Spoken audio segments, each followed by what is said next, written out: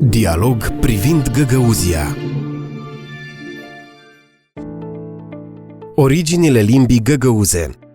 Găgăuzdili este limba vorbită de poporul găgăuz și aparține subgrupului oguz al limbilor turcice. Pe glob locuiesc aproximativ 180.000 de vorbitori ai acestei limbi, cei mai mulți dintre ei fiind în autonomia găgăuză din Republica Moldova. Termenul de găgăuz, dar și denumirea limbii au fost recunoscute la sfârșitul secolului al XIX-lea, în urma cercetărilor savantului rus Valentin Moșcov. Tot în această perioadă, găgăuzii și-au început studiile, inițial frecventând școlile de pe lângă biserici, ulterior cele de stat. La începutul secolului 20 începe creația literară a găgăuzilor, iar limba scrisă a fost adoptată în 1957 cu grafia chirilică. La începutul anilor 90, limba găgăuză a fost transferată la alfabetul latin, deoarece intelectualitatea și profesorii au considerat că alfabetul latin reflectă mai bine specificul acestei limbi. În anul 2010, Organizația Națiunilor Unite a declarat limba găgăuză ca fiind o limbă pe cale de dispariție. În 2018, Adunarea Populară a adoptat legea cu privire la extinderea domeniului de aplicare al limbii găgăuze. Printre prevederile documentului se numără susținerea școlilor pentru popularizarea limbii găgăuze în activități educaționale, precum și organizarea evenimentelor extrașcolare în limba găgăuză. Legea obligă deputații Adunării Populare, dar și membrii Comitetului Executiv să cunoască limba găgăuză.